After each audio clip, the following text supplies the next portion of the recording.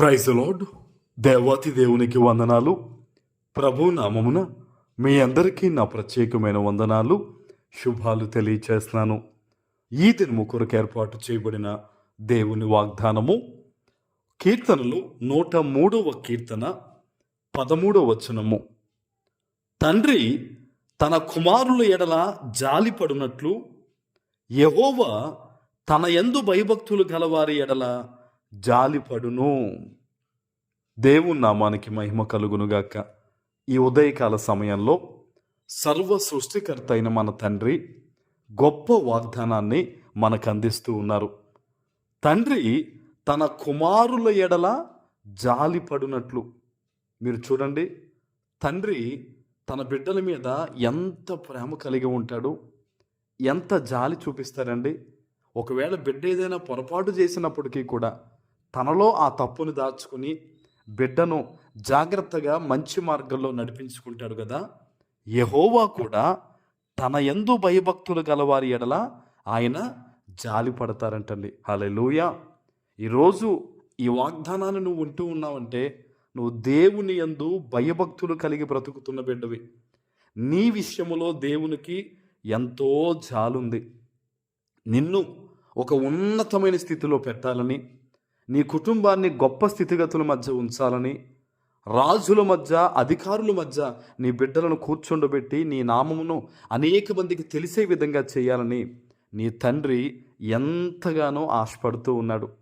ఈరోజు ఈ వాగ్దానాన్ని ఏ పరిస్థితుల మధ్య నువ్వు వింటూ ఉన్నావో, నువ్వు దేవుని యందు భయభక్తులు కల విషయంలో నీ ఆత్మీయ జీవితాన్ని మరీ జాగ్రత్తగా కట్టుకో. ఎందుకంటే అపవాది మనుష్యులకు దేవునికి ఉన్న ఆత్మీయ సంబంధాన్నే మొదటిగా వాడు తెంపాలని చూస్తూ ఉంటాడు.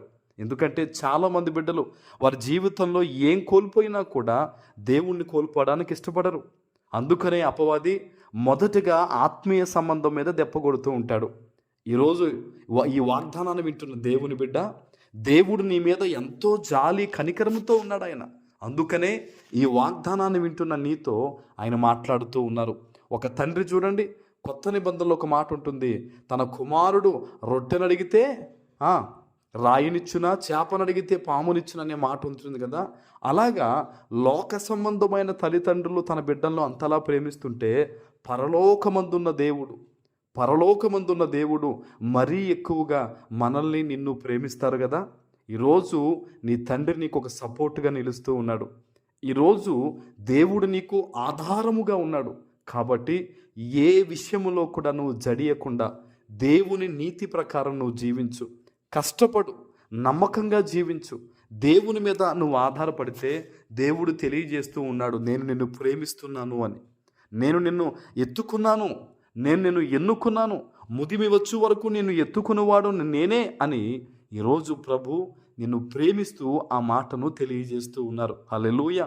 అపవాది అంటూ ఉంటాడు, నువ్వు ఒంటరి దానివి, నువ్వు ఒంటరి వాడివి, ఎంతమంది ఉన్నా కూడా నీ మనసు ఎవరితోనే కలవదు, నిన్నెవరూ అర్థం చేసుకోరు, నీ బ్రతుకు వేస్ట్ అని అనేక రకాలుగా మాట్లాడతాడు. కానీ దేవునికి నీ మనసు ఏంటో తెలుసు. దేవుడికి నువ్వు కావాలి. ఏ మనుషులు నిన్ను అర్థం చేసుకున్నా చేసుకోకపోయినా దేవుడు నిన్ను అర్థం చేసుకుంటాడు. దేవుడు నీకు నచ్చినట్టుగా ఆయన ఒక రకంగా మారతాడు ఒక్కొక్క సందర్భంలో. అయితే ఈరోజు నువ్వు జ్ఞాపకం చేసుకోవాలి, దేవుడు నీ యందు జాలి పడుతూ ఉన్నాడు, దేవుడు నిన్ను ప్రేమిస్తూ ఉన్నాడు. కనుక నువ్వెన్నటికీ కూడా ఒంటరి దానివి కాదు, ఒంటరి వాడువు కాదు. ఆమేన్. ప్రార్థన చేసుకుందాం. పరిశుద్ధుడు అయిన మా తండ్రి, మీకు వందనాలు. ఈ ఉదయకాల సమయంలో మీరిచ్చిన గొప్ప వాగ్దానము ప్రతి బిడ్డ జీవితంలో నెరవేర్చి స్థిరపరచమని యేసు నామమున ప్రార్థిస్తున్నాను తండ్రి. ఆమేన్.